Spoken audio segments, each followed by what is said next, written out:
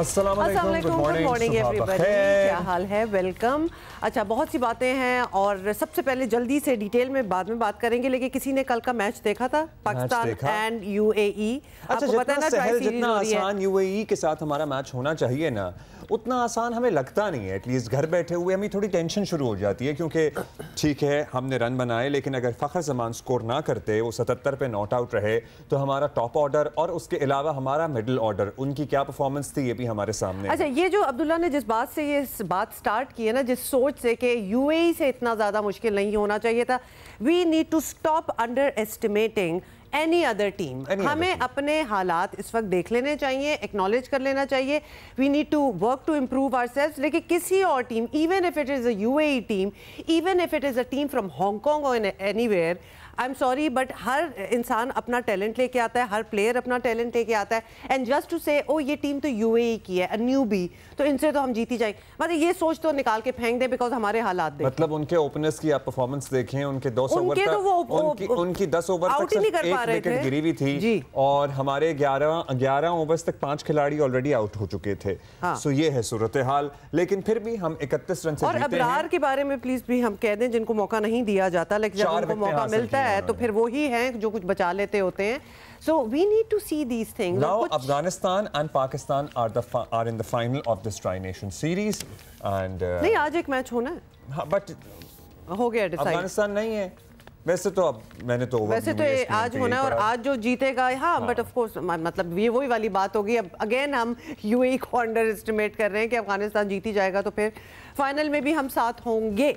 Okay, so this was the match last evening और इस पे हम मजीद बात भी करेंगे later in the show. Match जो हमारा पड़ा हुआ है सैलाब से, वो भी जरा मुश्किल मैच है और सर्टेनली उसमें पूरी मैच पड़ गया है। हाँ, उसमें कहते हैं मैच पड़ जाना। उसमें पूरी कौम को साथ देना होगा एक दूसरे का, हमें एज ए नेशन दोबारा उभर कर सामने आना होगा। एंड लिटरली हम देख रहे हैं हुकूमती कोशिशें जारी हैं, चाहे पंजाब हो, चाहे गिलगित बल्तिस्तान, खैबर पख्तूनख्वा, सिंध वाले भी कह रहे हैं हम बिल्कुल तैयार हैं। लेकिन उस तरह से मुझे लग रहा है कि हम एज ए नेशन जो कंट्रीब्यूट करते हैं ना किसी भी नेशनल डिजास्टर में और किसी भी नेचुरल डिजास्टर में, वो स्टीम नहीं अभी नजर आ रही है। शायद लोग जहां सैलाब से जो इफेक्टेड नहीं है, टू बी ऑनेस्ट वो सिर्फ हमारा ही एरिया अब रह गया है, उनको उस चीज़ का उस तरह एहसास नहीं हो रहा। Yes, you know, you have to be in it. हम we are just you know thinking of ideas कि क्यों उस तरह लोग मदद को नहीं आ रहे, या अभी भी इन लोगों को मदद की ज़रूरत है। ज़ाहिर है ये सेटल लोग हैं। अब सोचिए कि इनका नुकसान कितना हुआ। बता देते हैं आपको, नुकसान की ही बात हो रही है तो थोड़ा सा just to give you an idea of what going on, 18 lakh लोग जो हैं वो तो सीधा सीधा इवैक्यूएट हुए हैं। हाँ। उनको तो मतलब ये तो क्लियर कट बेघर हो जाना, उनको तो उनके तो घर नहीं रहे, उनको निकाल के उस सैलाबी सूरत हाल से उनको दूसरी जगहों पे रीसेटल करना पड़ा है, basically in relief camps. And we are talking about 18 lakh people. अंदाजा करें, और मवेशी क्या है, उनके साथ जो पैराफर्नेलिया आता है, that's another figure all together. इसके अलावा मजमूई तौर पर 38,75,000 लोग जो हैं वो मुतासिर हुए हैं, क्योंकि वो सारे ही सैलाब की 46 अफराद जाँ बहक हुए हैं, दर्जनों जख्मी हैं। सैलाब में फंस जाने वाले 18 लाख लोगों को महफूज मकाम पर मुंतकिल किया गया है। इस वक्त भी बेशतर दरिया अपनी फुल कैपेसिटी पर चल रहे हैं, बह रहे हैं। जनाब के बास मकामात पर तो दरियाए रावी ने पानी भी उसने आगे बढ़ने से इनकार कर दिया है, क्योंकि अगले रिवर की कैपेसिटी फुल है। PDMA के मुताबिक अगले 72 घंटों में तीनों इंडियन डैम फुल होने की तवक्को है, और थेन डैम पहले ही फुल हो चुका है, भर चुका है, जिसके बाइस अगले 2 से 3 हफ्ते दरियाए रावी में पानी की सतह में इजाफा मुतवक्के है। सैलाबी रेले आज हेड पंजनद और 2 रोज बाद गुड्डू बैराज पर पहुंचेंगे। सो आज पंजनद पर अगर पहुंच जाएंगे तो हमें ये आइडिया हो जाएगा, या ये असेसमेंट आ जाएगी हमारे सामने कि आगे गुड्डू बैराज पर कितना पानी पहुंचना है। अब ये पानी ऐसा है कि बहुत सी चीज़ें जो स्केड्यूल्ड थी वो मुतासर हो रही हैं और उनको डिले करना पड़ेगा। जैसे कि हालात ये हैं कि सैलाबी इलेक्शन कमीशन ने पंजाब में कौमी और सूबाई असम्बली के 9 हलकों में ज़िमनी इंतखाबात मुलतवी कर दिए हैं, करने पड़े हैं नेचुरली, हर जगह तो पानी पानी हुआ है। और इलेक्शन कमीशन के मुताबिक मवासलात का निज़ाम दरहम भरम हो चुका है और अमला जो है वो रेस्क्यू कार्रवाई में मसरूफ़ है। सारे रिसोर्सेज जो हैं वो इस वक्त फ्लड मैनेजमेंट पे लगे हुए हैं, as I guess it should be, क्योंकि ये कोई फ्लड्स हैं, मतलब ये कोई सैलाब है, और जिन्होंने लिटरली पंजाब में तो लगता है डेरा जमा लिया है। Abdullah, you are very right, क्योंकि वो आगे भी उस तरह नहीं बढ़े। स्कूल भी बंद हैं, स्कूल की इमारतें जो हैं वो भी मुतासर हुई हैं। इलेक्शन तो चले हो जाएंगे। परेशानी ये है कि इस वक्त भी बारिश रुकने का नाम नहीं ले रही। गुजरात में आपको पता है, हम कल से रिपोर्ट कर रहे थे, शदीद बारिश हुई है। लोगों को सफर करने के लिए ट्रैक्टर ट्रॉलियों का सहारा लेना पड़ा है। कहीं कहीं शहरियों को कश्तियों से भी निकालना पड़ा है। हालात मामूल पर आने की तरफ बढ़ते ही हैं कि बारिश हो जाती है। So that too is a very challenging situation. मतलब ऊपर से बारिश हो जाएगी, वहां से इंडिया पानी छोड़ देगा, तो वो ठीक होने पे आ ही रहे होते हैं कि दोबारा से कोई और चैलेंज आ जाता है। सर्दन पंजाब हमारा काफी मुतासर नजर आ रहा है। चनाब में खान की, हेड कादराबाद और चनियोट में भी इंतहाई ऊंचे दर्जे का सैलाब है। बहावलपुर की तहसील है खैरपुर टामे वाली, यहाँ पर बोंगा रमजान में लोगों को कश्ती पर जनाजा कब्रिस्तान मुंतकिल करना पड़ा। जाहिर है what else they could do.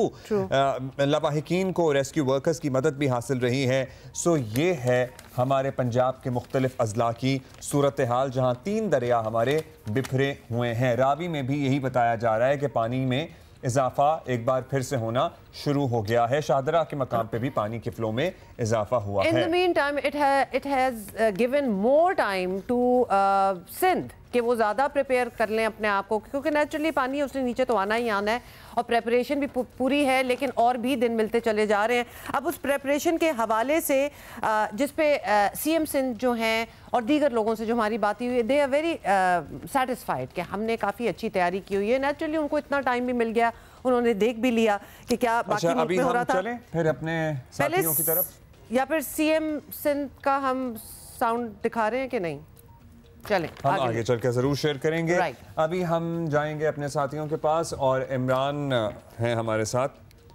Imran Chaudhary Multan से और यासिर फारूकी हैं सखर से। सो सब इमरान, आप तो हमें बताते ही हैं रोज़ क्या सूरत हाल है, सो आप ही से शुरू कर लेते हैं। बहुत से मौज़ाजात, बहुत से तहसीलें, बहुत बड़ा रकबा ज़ेर आब आ रहा था। आपसे कल भी हमारी बात हुई थी, वहाँ पे रेस्क्यू के भी कुछ इशूज़ थे। बाज़ मकामात पे अभी एहलकार या अमला पहुँचा नहीं था। What is the latest that you have today for us?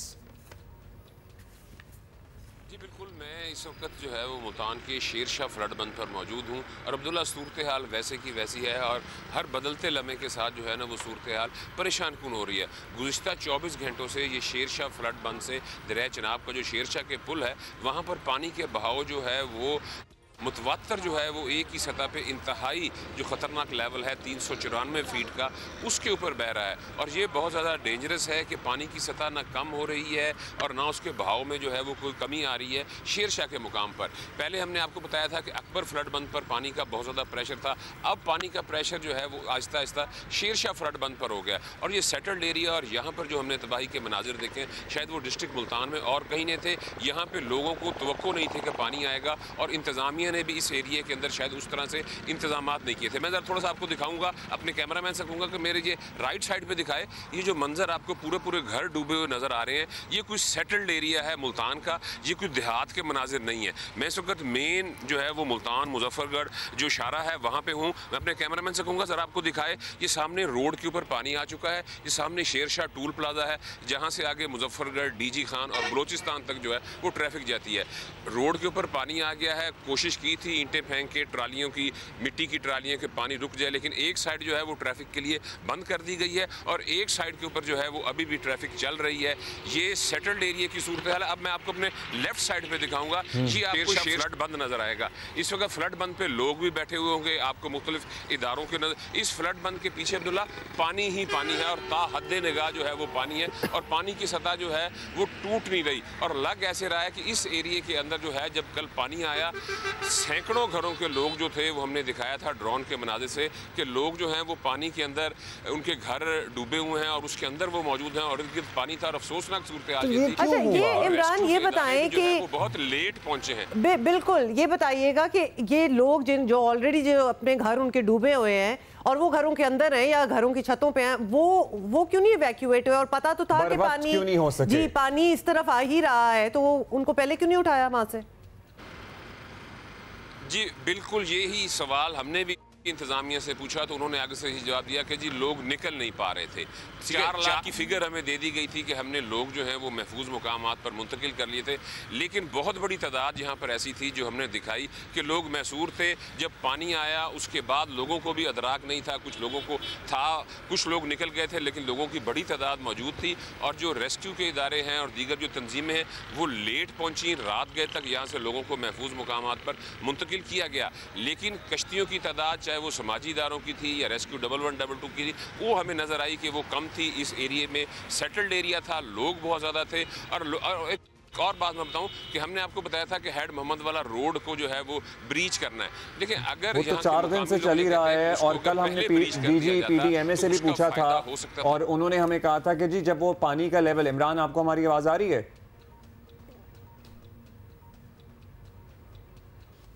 अच्छा, मुझे तो इस वक्त इमरान की भी आवाज़ नहीं आ रही। हमारा राब्ता एक्चुअली मुनक़ता हुआ है, so as soon as we get in touch with Imran, मतलब अभी कोई वो है था ना खतरा जो है वो जरा टल गया है या थम गया है, कुछ ऐसा नहीं हुआ, पानी बढ़ रहा है। और yes, we would love to give that kind of a report, but हमारे कॉरेस्पॉन्डेंट्स हमें बता रहे हैं 2 एरियाज का उन्होंने जिक्र किया है। मतलब जो सेटल्ड घरों की वो जो बात कर रहे थे ना, जो पक्के घर होते हैं बड़े बड़े, वो भी पानी के अंदर, पानी बढ़ता चला जा रहा है, इजाफा हो गया है। और जो सेटल्ड इलाके हैं ये कच्चे के दरियाई बेड के इलाके नहीं हैं जहाँ पर अब पानी आया है। इसलिए कल हमने देखा, विजुअल्स थे, ड्रोन के विजुअल्स सही कह रहे हैं, उन्होंने हमसे शेयर किए कि लोग फंसे हुए थे, महसूर थे, उन्हें रात को निकाल लिया गया है, तमाम लोगों को वहाँ से महफूज मकामात में मुंतकिल कर लिया गया है। प्लीज़ इमरान से दोबारा रब्ता कीजिएगा। और जी Imran, so meanwhile we connect to Imran.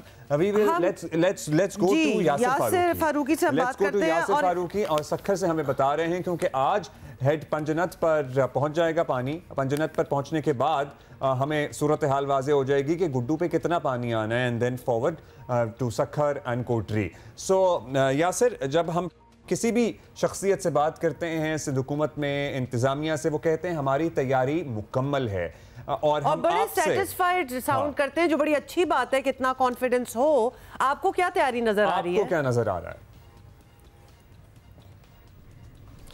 देखें, सबसे पहले तो मैं आपको बताऊं, गुज़िश्ता कई रोज़ से सक्खर बैराज के मुकाम पे दर्जे के सैलाब की सूरत हाल बरकरार है। आज भी 3,31,000 क्यूसिक का रेला सक्खर बैराज पे मौजूद है, जबकि डाउन स्ट्रीम में 2,77,000 क्यूसिक पानी छोड़ा जा रहा है, जो कि तेज़ी से कोटरी बैराज की जानिब बढ़ रहा है। पहले हमें ये बताया जा रहा था कि 5 से 6 सितंबर तक एक बड़ा सैलाबी रेला सक्खर बैराज के मुकाम पे पहुंचेगा, लेकिन पंजाब में जो मुख्तलिफ दरियाओं के बंदों पे कट लगाए गए हैं उसके बाइस पानी में की तकसीम हुई है, सतह कम हुई है और उसकी टाइमिंग भी बढ़ी है, ट्रैवलिंग टाइमिंग, जो कि आज अब बताया जा रहा है कि आज या कल सुबह तक पंजनत पहुँचेगा, उसके बाद अगले 48 घंटों में गुड्डू बैराज पहुँचेगा और 8 से 9 सितंबर तक सक्खर बैराज पहुँचेगा। जो ट्रिमू और पंजनत पे पानी की आमद और अखराज के अदादो शुमार हैं उसको मद्देनज़र रखते हुए सक्खर बैराज के हुक्काम पुरुम्मीद हैं और ये दावा कर रहे हैं कि सक्खर बैराज पे अब 5 से 6 लाख क्यूसिक का ऊंचे दर्जे का सैलाबी रेला पहुंचेगा। इससे ज़्यादा जो पहले ये दावा किया जा रहा था, ख़तरा जाहिर किया जा रहा था कि इंतहाई ऊंचे दर्जे का या सुपर फ्लड होगा, उस हवाले से उम्मीद है कि ऐसी कोई सूरत हाल नहीं होगी। तैयारियां यहाँ सुपर फ्लड के हवाले से जो की जा रही थी इंतहाई पुरुम्मीद नज़र आ रहे थे। डिवीज़नल हुक्काम हो, ज़िलाई हुक्काम हो या जो भी सूबाई वज़रा यहाँ के दौरे कर रहे थे, लेकिन अब जब से ये सूरत हाल वाज़े हुई है कि ऊँचे दर्जे का 5 से 6 लाख क्यूसिक का सैलाबी रेला यहाँ पे पहुँचेगा, जो सूरत हाल मजीद बेहतर होती यहाँ पे दिखाई दे रही है। तमाम ऐसा ही हो। और इससे पहले मैं आपको बताऊं कि 24 अगस्त को भी, जी यासिर बताइए, कंप्लीट योर थॉट। इससे पहले 24 अगस्त को भी जो बड़ा एक सैलाबी रेला गुड्डू बैराज से गुजरा था वो 5,40,000 क्यूसिक का था, जबकि सक्खर बैराज पे वही रेला 4,86,000 क्यूसिक का था।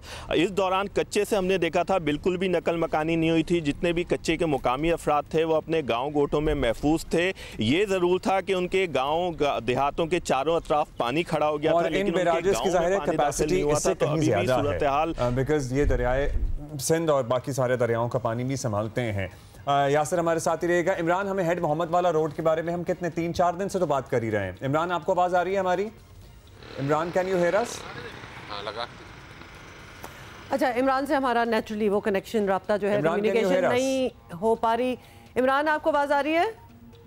अच्छा जी, खैर एनीवे उन्होंने हमें अपडेट तो कर ही दिया कि हालात क्या हैं, और यासिर से भी हमारी बात हुई है और थोड़ी सी इत्मीनान है कि अगर तो ये पानी जिस तरह वो कह रहे हैं कि सुपर फ्लड्स की तैयारी की हुई है और प्रिपेयर्डनेस जो है वो उस लेवल की है, लेकिन लग ऐसा रहा है कि शायद इंशाल्लाह बचत हो जाए। आप दोनों का बेहद शुक्रिया यासिर, थैंक यू इमरान साहब, और फिर हम आपको जहमत देंगे, टाइम मिला तो ज़रूर अगले घंटे में आपसे पूछेंगे कि क्या अपडेट है।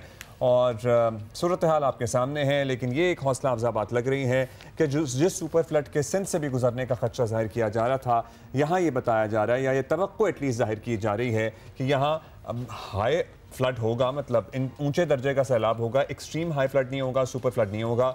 सो होपफुली मतलब हम नेचुरली यही, बल्कि यासिर अगर आप हमारे साथ हैं तो हम ये आपसे सवाल करना भी, यासिर हमारे साथ हैं? अच्छा जी जी, यासिर हमारे साथ है। यासिर ये जो इन्फॉर्मेशन है कि शायद इंशाल्लाह सुपर फ्लड वाली हालात तक हम नहीं जाएंगे, इस पे हम कैसे पहुंचे? क्या इंडिकेटर्स हैं जो हमें बता रहे हैं कि ये मैनेजेबल हो सकता है? देखिए, पहले से हुकूमत सिंध की जानिब से, बैराज हुक्काम की जानिब से ये बताया जा रहा था कि सूरत हाल जब पानी का एक बड़ा सैलाबी रेला ट्रेमू और पंजनत पे पहुंचेगा उसके बाद सूरत हाल वाज़े होगी। ट्रेमू पे जो पानी आ रहा था बताया जा रहा है कि वो 10 लाख 10.5 लाख क्यूसिक का था, लेकिन जब वो ट्रेमू पे पहुंचा है तो 5.5 से 6 लाख क्यूसिक के दरमियान का रेला था। आधा पानी जो मुख्तलिफ कट लगाए गए थे वहाँ पर तकसीम हो गया था, उसकी सतह कम हुई थी। इसी तरह जो अब पानी पंजनत की तरफ बढ़ है उसकी भी मिकदार और सतह इतनी ज़्यादा नहीं बताई जा रही है। उम्मीद ये की जा रही है कि वहाँ भी 5 से 6 लाख का सैलाबी रेला पहुँचेगा और वही फिर गुड्डू की जानिब आएगा। तो इस अदाद शुमार को मद्देनज़र रखते हुए सखर बैराज हुक्काम इस बात का दावा करते नज़र आ रहे हैं कि अब ना तो गुड्डू बैराज पे कोई ऐसी सूरत हाल तशवीशनाक होगी, ना ही सखर बैराज पे ऐसी कोई तशवीशनाक सूरत हाल होगी। दोनों बैराज पे ऊँचे दर्जे का सैलाब। के जो साथी कैमरामैन हैं वो वो जिस जगह आप खड़े हैं जरा इर्द गिर्द आप कैमरा मोड़े और हमें जरा आपके पस मंजर में पानी ज़ाहिर बहता नजर आ रहा है। We would like to see around कि मैं इस वक्त दरियाए सिंध के मुकाम पे मौजूद हूँ। आप देखें मेरे सीधे हाथ पे ये दरियाए सिंध बह रहा है और मैं इस वक्त अप स्ट्रीम की साइड पे मौजूद हूँ। ये पानी गुड्डू बैराज से आके सखर बैराज की जानिब जा रहा है। मेरे दूसरे जानिब सीधे हाथ पे अगर आप देखें तो रोड़ी शहर है, बीच में ये दरियाए सिंध है। ये आपको पोल भी बिजली के नज़र आ रहे होंगे। वैसे ये पोल जो है बीच में खुश्क ये ज़मीन हमें नज़र आ रही होती है, लेकिन इस वक्त यहाँ कई रोज़ से निचले दर्जे के सैलाब की सूरत हाल है। तो यहाँ पर जो बिजली के पोल हैं उसके जो नीचे पोल हैं वो आपको भीगे हुए नजर आ रहे हैं। और आज भी इस वक्त 3,31,000 क्यूसिक का सैलाबी रेला इस मुकाम से गुजर रहा है जो कि सखर बैराज पे पहुंच रहा है, जबकि सखर बैराज के डाउन स्ट्रीम में 2,77,000 क्यूसिक का सैलाबी रेला छोड़ा जा रहा है जो कि तेजी से कोटरी बैराज की जानिब बढ़ रहा है। और मतलब 3 लाख फिगर भी वैसे बहुत ज्यादा होता है कंसिडरिंग के, वरना वो खुश्क पड़े होते हैं। अगर खुश्क पड़े हों और 3 लाख की अगर भी हम बात कर लें, that's also quite a bit निचले दर्जे। इमरान, हमें हेड मोहम्मद वाला रोड के बारे में आप बता रहे थे, प्लीज कंटिन्यू वहीं से कीजिएगा। 3-4 दिन से यही देखा जा रहा था कि उसको कब ब्रीच करना है, ये फैसला हो नहीं पा रहा था।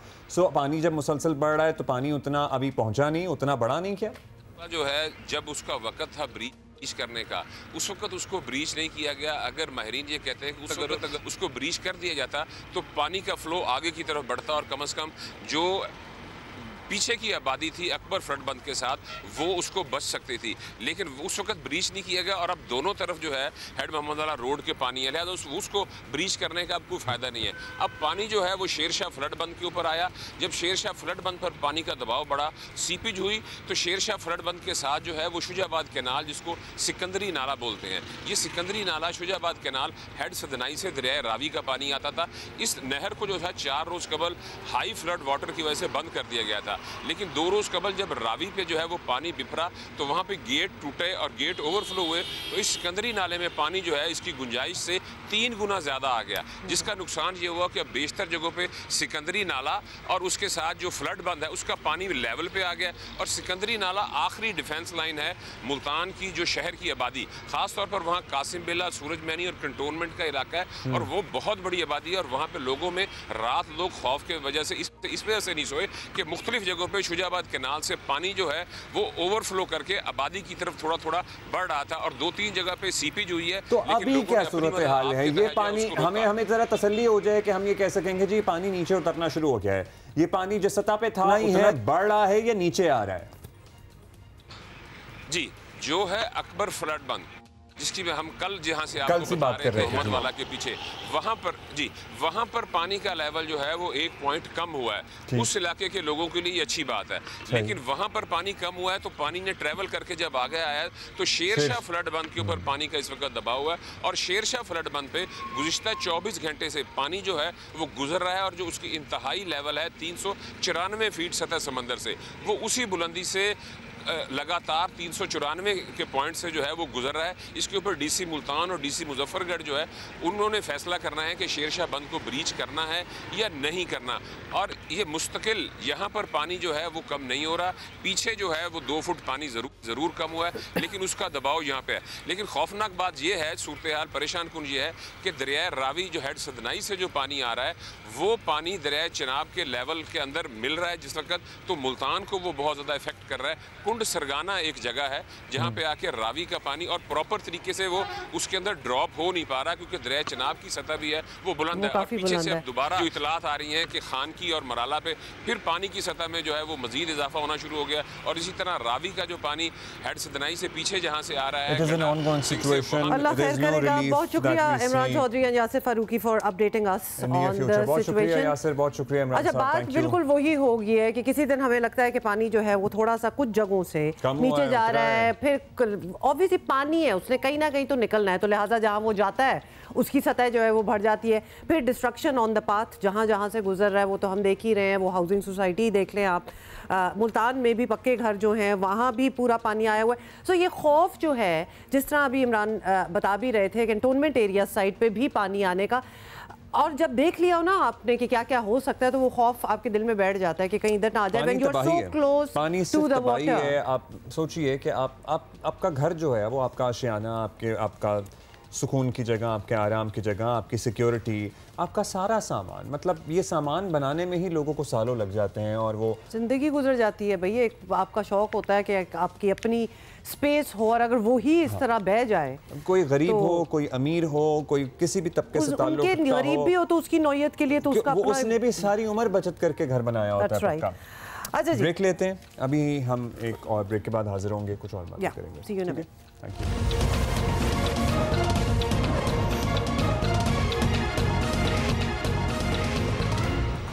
वेलकम। अच्छा, अब जरा क्रिकेट की बात कर लेते हैं जल्दी से। ट्राई नेशन सीरीज़ आपको पता है कि चल रहा है, अबू धाबी में हो रहा है और पाकिस्तान ने कल यूएई की टीम को 31 रन से शिकस्त देकर फाइनल में जगह बना ली है। और लेकिन ये मैच लगता इस तरह है कि जैसे जी बड़ा बासानी हो गया, 31 रन से हम जीत गए, but for a while there in the beginning it did not look very good. Let's just say कि हमारे जो प्लेयर्स हैं एक्सेप्ट फ़खर जमान, कोई नहीं टिक पा रहा था। और बिल्कुल मुझे तो at least Abdullah, I don't know how you felt, देखते हुए ये लग रहा था कि हम गए, मतलब कि यूएई से भी शायद हम हार जाएं। अच्छा, अब ये भी एक ही थ्योरी का सही है कि हमें यूएई टाइप ओपोनेंट को मतलब इतना इजी कोई कंसिडर कर ले कि जनाब उनसे हमें बहुत ही बेहतर अंदाज में जीतना चाहिए था। कहने वाले ये भी कह सकते हैं कि भाई 31 रन से जीते हैं, और फिर ये भी हो सकता है कि हमारे 11 ओवर्स तक 5 खिलाड़ी आउट थे और उनके 10 ओवर में सिर्फ एक। ये सवाल आपका अच्छा है राशिद भाई से, ये हम राशिद भाई से पूछते हैं। राशिद भाई, मैच हमने देखा, जीत भी लिया, चलिए बड़ी अच्छी बात है, मुबारक हो हम सबको, लेकिन ओवरऑल क्या तज्जिया है आपका कल के मैच को लेके?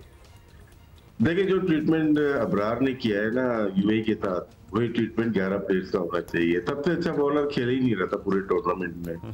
अब इसमें हम क्या कर सकते हैं कि जो आपका मेन बॉलर है, आप उसको समझ रहे हैं कि यार ये बॉलर नहीं है, आप साइम अयूब से बॉलिंग करवा रहे हैं, वो बैटिंग नहीं कर पा रहा, तो सोच बदलनी पड़ेगी पाकिस्तान क्रिकेट मैनेजमेंट को। और जिस तरह से मैच देखिए, क्लोज था मैच, 31 रन पे हम जीत गए ये भी हम मानते हैं, लेकिन 100 पे जब 5 आउट थे तो 15वें ओवर में 2 कैचेस छूटे हैं, एक नवाज का और एक फखर जमान का। उनमें से एक भी आउट होता है, उसके 4 ओवर और थे, तो इतना आसान नहीं था कि हम 150 रन करते। चले बने, बहुत अच्छे किया, फखर बहुत ही अच्छा खेला, एक्सपीरियंस, उसने आराम से बैटिंग की है। कोई जबरदस्ती नहीं शॉट मारी शुरू में, और उसको पता था कि पीछे 150 160 होगा तो हम कर लेंगे। हम अभी भी कम बॉलिंग से खेल रहे हैं, अभी भी कम बॉलिंग है हमारी। हमारे मेन बॉलर जब पिट जाते हैं, दूसरी इनिंग्स में साइम अय्यूब को मार लग सकती है, और कल लगी है उसको। एक ओवर में 18-20 रन बनाए उन्होंने, लेकिन अबरार को ना खिलाना थ्रू आउट द टूर्नामेंट, तो ये अच्छा साइन नहीं है कि आप अपनी पूरी टीम खिला रहे हो। अबरार को समझ रहे हो कि यार ये बॉलर नहीं है, और वही नजर आ रहा है कि एक ही प्लेयर नजर आया है कल आपको बॉलिंग में कि ये बेस्ट बॉलर है पाकिस्तान टीम का कल के दिन की, आगे की बात नहीं कर रहा। हम दो रेगुलर स्पिनर्स के साथ फिर क्यों नहीं जा रहे राशिद भाई? सुफियान और अबरार को दोनों को इकट्ठा मौका नहीं दे सकते हम? वो चाह रहे हैं कि ना कि साइम अय्यूब भी बॉलर की तरह कर रहे। वो हफीज नहीं है, हफीज तो फर्स्ट क्लास में बॉलिंग करता हुआ आया था, ये तो अचानक से T20 में कर रहे हैं, अच्छी बॉलिंग कर रहे हैं, ये नहीं कर रहे कि अब, लेकिन आप पूरे 5 बॉलर से जाएंगे तो उसके बाद ये बनेंगे छठे बॉलर। ये खुद ही पांचवा बॉलर नहीं बन सकते। हाँ कर ले, सलमान अली आगा कर ले, उन्होंने 1 ओवर किया लेकिन उसके बाद बॉलिंग नहीं की। तो मेरे ख्याल से हमारी बॉलिंग में थोड़ा सा लग रहा है कि मिडिल ऑर्डर और बॉलिंग में कि थोड़ा वीक साइड लग रही है अगेंस्ट यूएई। आगे मैच अच्छे हैं, फाइनल है, उसके बाद एशिया कप है, मजीद बेहतरी की गुंजाइश तो है, हर टीम में होती है, तो पाकिस्तान के पास भी है। नहीं, बेहतरी की गुंजाइश है। हम सर्टनली तवक्को भी ये करेंगे कि जो ट्राई नेशन सीरीज़ है इससे हम सीखें और आगे एशिया कप में वो गलतियाँ ना करें। What do you see should be our ideal combination? अब इन मैचेस से हमें इस काबिल तो हो जाना चाहिए कि हम अपना प्लेइंग 11 डिसाइड कर लें। हाँ नहीं, अभी तक डिसाइड नहीं किया। हम देखे, अगर तो फखर खेल रहे हैं, सारे मैच खेल रहे हैं, तो फिर ये एक जमाना था हम लोग क्रिटिसाइज करते थे कि बाबर और रिजवान है तो ये 3 नंबर पे क्यों खेल रहे हैं। अब कोई नहीं बोल रहा ये 3 नंबर क्यों खेल रहे हैं, ये तो ओपनर से सारी जिंदगी ओपन किया था। एक प्लेयर ज्यादा खेल रहा है 3 में से, अगर फिर बीच में आते तो हारिस एक ज्यादा खेल रहा है, विकेट कीपर हमारा, 2 प्लेयर हमारे एक्स्ट्रा खेल रहे हैं यहाँ पे, फिर एक बॉलर कम है हमारा, तो प्लेइंग 11 तो सही बनी नहीं। 11 खेल रहे हैं लेकिन गुड प्लेइंग 11 नहीं है, 11 की साइड है ये, एक अच्छे प्लेयरों का मजमुआ है, टीम नहीं बन पा रही इस वजह से कि आप पे लिंक मिसिंग लिंक है। और हारिस ने परफॉर्म नहीं किया, ऊपर से साइम अय्यूब नहीं करते, कभी कभी साबरा फरहान 1 ओवर में 1.5 ओवर में रन करके आउट हो रहे हैं। तो यहाँ कंसर्न तो है हमारा। टॉप 3 में से 2 खेलने चाहिए, और विकेट कीपर सबसे अच्छा पाकिस्तान का खेल नहीं रहा है, और सबसे अच्छा आपका लेवल स्पिनर नहीं खेल रहा था। अच्छा राशिद भाई, प्रॉब्लम ये है कि अभी जितने मैचेस यूएई में हुए हैं, माना कि चले हमने ज्यादातर तो जीत ही लिए, बारिंग 1 फ्रॉम अफगानिस्तान, और खासतौर पे कल वाला भी देख लें, ये हमारी preparation is really for the Asia cup. आपको ये टीम जिस तरह खेल रही है, जो इसकी मैनेजमेंट है, जो इसका मेकअप है, आपको लगता है कि this is good enough for Asia cup? Because वहाँ ये यूएई मतलब बाकी टीमें निकाल दें, वहाँ we are talking about India, we are talking about Sri Lanka, we are talking about Bangladesh, मतलब we are talking about tough teams जिन्होंने अपने आप को मनवाया भी है और बहुत अच्छा खेल रही हैं, और जो स्पिन के शोबे में महारत रखती हैं। तो हमारी ये जो सेटअप इस वक्त हमें नजर आ रहा है, आपको क्या लग रहा है कि ये setup is good enough to fight there? देखिए, इंडिया तो हमारा मैच है, अच्छा मैच होगा। हम श्रीलंका भी अच्छी टीम है, अगर हम सेकंड राउंड में वहां पे जाते हैं, जाएंगे। बांग्लादेश है, अफगानिस्तान फिर हमें टकरेगी आगे जाके। ये टीम अच्छी है, इंडिया भी अच्छी है। हमारे देखें क्लिक करने की बात होती है, कहीं कभी कभार क्लिक नहीं कर रहे, और देखें बांग्लादेश में भी हमारी बैटिंग ठीक से क्लिक नहीं कर पाई थी, वेस्ट इंडीज में भी, और यहाँ करना चाहिए था। तो मैं समझता हूँ कि अभी प्लेइंग 11 हमारी ठीक बनी नहीं है। कभी आप सुफियान को खिलाते हैं, टीम ऐसे नहीं खेलती। जब आप बड़े इवेंट में जाते हो अपनी प्लेइंग 11 सेटल करके जाते हैं। अच्छा, किसको ओपन करना चाहिए बताएं, कौन ओपन हो और फिर वन डाउन कौन आए? ओपन देखिए, मगर फखर को खिला रहे 3 नंबर ना खिलाएं, तो उनको आप ओपन कराएं, साइम अय्यूब के साथ कराएं। विकेट कीपिंग अगर करानी है तो फिर फरहान से कराएं, साहबजादा फरहान से कराएं, उनको आप 3 नंबर पे लेके आ जाए, तो एक बीच में एक जगह खाली हो जाएगी एक स्पिनर की, वो सुफियान को लेके आ जाए। कल भी बॉलिंग नहीं की, 1 आधा ओवर किया फहीम अशरफ ने, कभी बैटिंग नहीं मिलती, कभी बॉलिंग नहीं मिलती उनको, या तो इनको ऊपर खिलाया जाए। देखिए सेट गुंजाइश नजर आ रही है इस टीम के अंदर, ऐसा नहीं कि आप फ्लॉप हो गए फिर भी एक बैटिंग बाकी रह गई, अपने आउट कर दिए फिर भी हमारी बॉलिंग एक बाकी रह गई। लेकिन क्या है कि राइट प्लेस पे राइट प्लेयर नहीं खेल रहा है, हमें दोनों स्पिनर को डालना पड़ेगा। स्पेशली स्पिनर अलग ही होता है, हम पार्ट टाइमर चला सकते हैं, ऐसा नहीं है कि हम मैच हार जाएंगे या कुछ हो जाएगा, जीत भी सकते हैं, लेकिन एक कॉन्फिडेंस हम डेवलप ही नहीं किया लास्ट 1 ईयर के अंदर कि हम खिला सकें, दोनों स्पिनर को हम साथ खिलाएं। कौन सी मंतक है नहीं खेल रहे? दुनिया में तमाम हर जगह राशिद खान हो या नूर हो, दोनों साथ खेल रहे हैं, फिर एक ऑलराउंडर आ जाता है ना साथ में। फिर आप दुनिया में दूसरी जगह भी जाते हैं, 2 स्पिनर खेल रहे होते हैं। तो हमारे क्या चीज है, इंडिया में 3-3 खेलेंगे अभी, आप देखिएगा। तो कल की परफॉर्मेंस और प्लेयर ऑफ द मैच बनने के बाद ये थॉट आई होगी, क्योंकि अब आपने राशिद और अफगानिस्तान की टीम की मिसाल दे दी, आपने इंडिया की टीम की मिसाल दे दी, तो हमने भी नेचुरली हम उम्मीद कर रहे हैं कि सोचा तो होगा कि हमें क्या कबाहत है 2 स्पिनरों को साथ खिलाने में।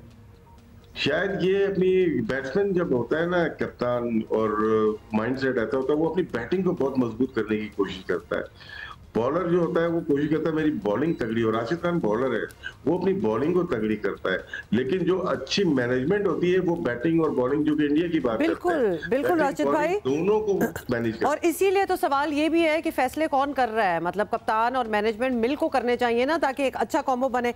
दूसरा राशिद भाई ये बताएं कि मॉडर्न क्रिकेट का जो एक टर्म है और एक प्ले भी है, उस चक्कर में हमारी टीम कॉम्बिनेशन जो है वो ऊपर नीचे नहीं हो रही, जिस तरह अभी आप भी जिक्र कर रहे थे कि किसको कहाँ प्ले करना चाहिए, फ़खर को परहैप्स शुरू में आना चाहिए। तो ये मॉडर्न क्रिकेट को मद्देनज़र रखते हुए, उस तरफ जाते हुए, तो ये टीम की कॉम्बिनेशन खराब हो रही है। ऑलराउंडर को एडजस्ट करने के चक्कर में फिर कॉम्प्रोमाइज करना पड़ता है। देखिए मॉडर्न क्रिकेट खेल कोशिश कर रहे हैं, ये कोशिश यही होती है कि 5 ओवर में 50 रन कर रहे हैं, 7-6 ओवर में वो कर रहे हैं, इसको पूरा कंप्लीट कर रहे हैं, लेकिन हमारे 3 विकेट गिर रही हैं, जिसकी वजह से हम 200 प्लस नहीं जा रहे। अगर आपके 45 रन दो, 40 रन दो, कोई आउट ना हो, फिर आप देखें आपका स्कोर कैसे जाता है। जिस तरह अभी अफगानिस्तान पे 1 विकेट गिरी थी, गुरबाज आउट हुआ था दूसरे ओवर में साइम अय्यूब से, 10 पे 1 था, फिर 123 पे दूसरा विकेट गिरी। तो क्या है, आप विकेट हाथ में भी रखते हैं। ये क्रिकेट ऐसी नहीं है कि हर ओवर में मारा जाए। फखर जमान को आपने जबरदस्त बाई फोर्स से हिटें लगवाई हैं पिछले मैचेस में। कल प्रेशर पड़ा तो फखर जमान ने नॉर्मल गेम खेला है तो रन कर पाया है। कुछ प्लेयर्स डेलिबरेटली या फोर्सफुली रन नहीं करते, उनको नहीं हिटें लगवा सकते। तो मॉडर्न डे का यही नहीं है कि हर बॉल पे आप मारे, रोकना नहीं आता हो, आप प्रॉपर क्रिकेट खेलें, फिर जब जरूरत पड़े तो सिचुएशन। मॉडर्न क्रिकेट या पुरानी क्रिकेट पे एक ही चीज कॉमन है कि सिचुएशन का गेम है क्रिकेट। ये माइंड से खेला जाता है, सिचुएशन जैसी है वैसे ही खेलो। ये थोड़ी हर मैच में 200 नहीं बनेंगे, कहीं 150 पे भी आप मैच जीत सकते हैं। गॉट इट राशिद भाई, सो आप भी यही देख रहे हैं कि final is Pakistan Afghanistan, right? Pakistan को जीतना चाहिए, यहाँ से मोरल हाई होगा और फिर एशिया कप है और इंडिया पाकिस्तान का टाकरा final is Pakistan and then Pakistan इंशाल्लाह जीतेगा आगे। बहुत शुक्रिया राशिद भाई, thank you. That's all the time we have, so that is the cricket for you. कल के मैच के हवाले से ब्रेक लेते हैं।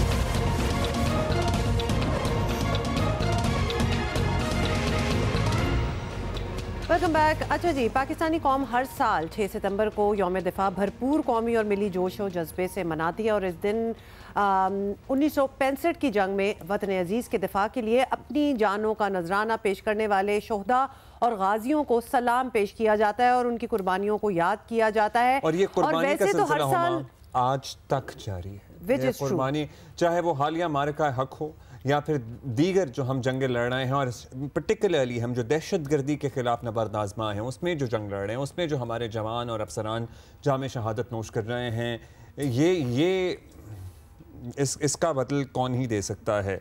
सर्टनली अल्लाह ताला ही दे सकता है। इन्हीं की बदौलत हम पुरसुकून हैं, हम दिलों में हमारे इत्मीनान है और हालिया जंग इसकी एक रोशन मिसाल है। बिल्कुल, और इसीलिए इस साल का जो यौम दिफा हम मना रहे हैं उसमें एक और किस्म का एक जोश भी है, जज्बा भी है, बिल्कुल नजर आ रहा है। हमारे साथ 2 माएँ मौजूद हैं। परवीन अख्तर साहिबा मौजूद हैं, कैप्टन आकिब जावेद शहीद की वालिदा हैं, कैप्टन हैदर शहीद की वालिदा नुसरत साहिबा भी मौजूद हैं।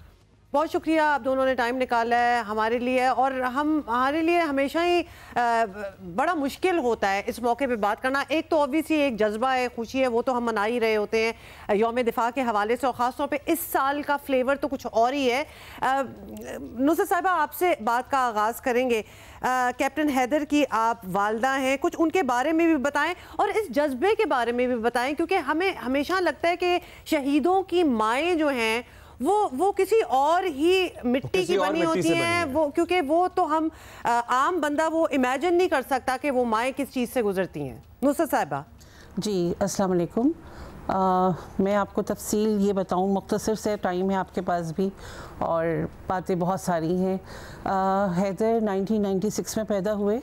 उसके बाद में कराची में तालीम हासिल करने के साथ साथ उनका जो शौक़ था बचपन का ही, वो फ़ौज में जाने का था और उसके लिए वो कैडेट कॉलेज लाड़काना में उन्होंने एडमिशन लिया अपने शौक़ की खातिर, क्योंकि चैलेंजेस का मुकाबला उसको बचपन से ही शौक़ था करने का।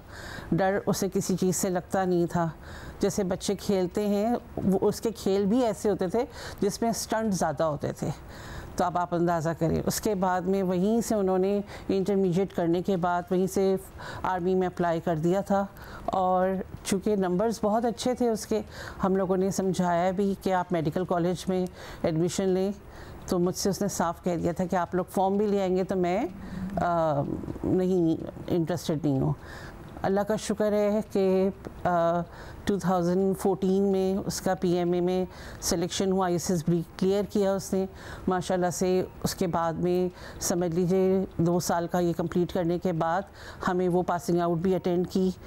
उन खुशनसीब वालिदैन में हम शामिल हुए कि जो 134 लॉन्ग कोर्स के थे।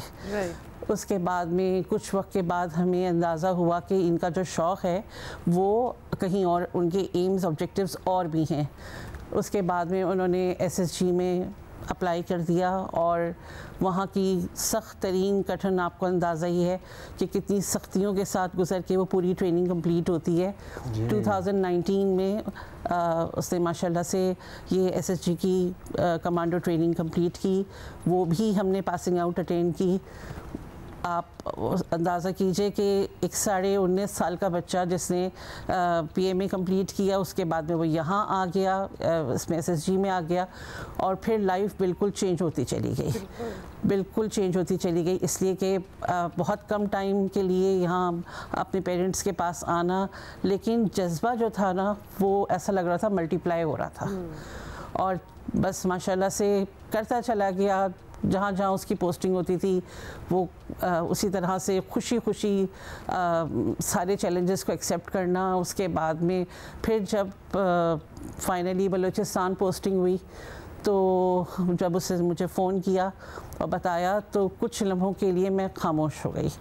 एक ऐसा था अंदर से कुछ एक अजीब सी फीलिंग थी, क्योंकि देखें अभी आपने जो कहा माओं के हवाले से, तो सच तो ये है, मैंने अपनी ज़िंदगी में ये सीखा कि लगता है जैसे अल्लाह ताला माओं को तैयार करता है।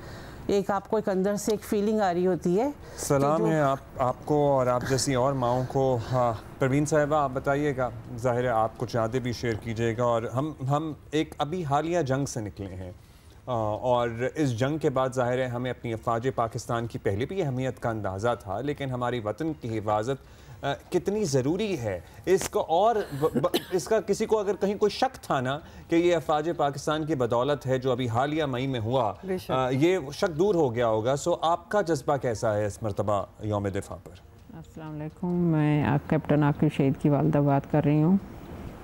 जज्बा तो अल्लाह ताला ने इन माओं को पहले ही बता देता है कि ये माएँ पहले ही तैयार होती हैं इस काम के लिए। जब फ़ौज में बच्चे भेजने होते हैं तो माओं को पहले दिन से पता होता है कि ये काम सब करने हैं। तो आकिब तो माशाल्लाह इतना बहादुर और लायक ज़हीन, इस चीज़ से खौफ ही नहीं आता था। हम तो इस चीज़ से डरने वाले हैं ही नहीं। अल्लाह ताला का शुक्र अदा करते हैं कि जो चीज़ उसने मिली है वो हमें भी मिल गई है। शुक्र अदा करना चाहिए, जितना करें इतना कम है। आकिब की शहादत पे हमें बड़ा फ़ख्र है, क्योंकि मेरा बेटा ऑपरेशन करते हुए, लड़ते हुए इस दुनिया के साथ उसने अपनी जान का नजराना पेश किया है। तो इस कौम को सलाम भी करना चाहिए। बहरहाल है कि बच्चे माओं के लिए तो बहुत ही अजीज़ होते हैं, जो अपने दिल के टुकड़े तोड़ के देने होते हैं, बहुत मुश्किल होता है। इसका अंदाज़ा किसी को भी नहीं होता, ये इन माओं को ही होता है और किसी को नहीं हो सकता। तो मेरा तो माशाल्लाह, मैं तो दुनिया को यही दसा कि ये अपनी फ़ौज और अपने पाकिस्तान के लिए, जिसके पास 2 और भी हैं वो भी भेजें, क्योंकि हमारे पाकिस्तान की हिफाजत करने के लिए हमारे जवान और अफसरान ही हैं जो कर सकते हैं, और कोई कर नहीं सकता। आपकी परवीन साहिबा और नुसरत साहिबा, आप लोगों की बातें सुन के हमारे रोंगटे खड़े हो रहे हैं और एक दफ़ा फिर ये बात जो है कन्फर्म है कि जिस मुल्क में ऐसी माएँ हैं ना, उसका कोई कुछ नहीं बिगाड़ सकता। मतलब इट इज़, बहुत शुक्रिया आप दोनों का इधर आने का। सलाम है आपको, तमाम शहदा की माओं को, वालिदैन को, तमाम शहदा को, और thank you so much for being here. हम ब्रेक ले रहे हैं।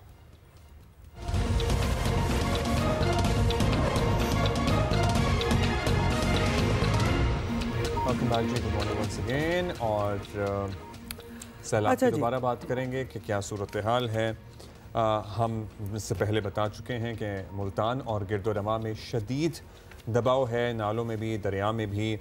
फिर साथ ही सिंध की हमने बात की, जहां गुडू बैराज पर पानी जब पहुंचेगा उसकी असेसमेंट कल सुबह या कल रात तक क्लियर हो जाएगी, क्योंकि पंजनत में पानी आने के बाद हमारे पास एटलीस्ट एक फिगर आ जाएगा कि पानी कितना आगे बढ़ रहा है। लेकिन बढ़ तो रहा है, मतलब हम जब बात कर रहे हैं बेशक उसकी स्टीम जो है वो थोड़ा सा कम हो जाए, और होपफुली हम तो कहते हैं, चाहते हैं कि अब ये सारी हाइट पे पहुंची हुई ये चीज़ें ये थोड़ी सी डिसिपेट हों, और ख़ास तौर पे सिंध को एंटर होने से पहले, जो कि आजकल में ही होना है, तो वो जो एक सुपर फ्लड की एक्सपेक्टेशन है वो कम हो जाए। और ऐसा लग रहा है होपफुली इंशाल्लाह कि शायद वो हो भी जाए। मलिक सुहेब भरत साहब हमारे साथ मौजूद हैं, वज़ीर मवासिलात हैं पंजाब के। वज़ीर मवासिलात और तामीरात और कम्युनिकेशन का निज़ाम सर्टनली बहुत मुतासर हुआ है। मुतासर होना तो शायद छोटा लफ्ज़ है, मतलब बाज़ जगहों पे तो तबाही हो गया है और कोई राबता है ही नहीं, और बड़ी देर भी लगी बाज़ मकामात पे इसीलिए लोगों को एक्सेस करने में। मलिक भरत साहब, शुक्रिया आपके वक्त का। बताइएगा क्या सूरत हाल है। हम अगर ओवरऑल रकबे की बात करें या कनेक्टिविटी की बात करें तो इस वक्त पंजाब में हमें पता है लाखों एकड़ रकबा जो है वो ज़ेरे आब है, हमें कल बता चुके हैं PDMA के DG पंजाब के। लेकिन आपकी जो राबता सड़कें हैं, आपका जो इंफ्रास्ट्रक्चर है, how much of it has been affected? Thank you so much Abdullah and Huma. और सबसे पहले तो जी मैं तमाम उन फैमिलीज़ के साथ दिली हमदर्दी का इजहार करूंगा जो हालिया हमारे जो सैलाब है जिससे मुतासिर हुए, और आपके प्रोग्राम के तवज्जुह से I would like to extend my feelings to all the families. और CM की क़यादत में हम पूरी तरह आवाम के साथ खड़े हैं, और ये मैं फीलिंग उनको देना चाहता हूँ कि हमारी पहली तरजीह उनकी ज़िंदगियों को बचाना, उनको रिलीफ देना, और जितनी भी उनकी, as you have rightly said, कि जितनी भी उनके राब्ता सड़कें हैं या पुलियाँ हैं या कल्वर्ट्स हैं या ब्रिजेस हैं उनको बहाल करना।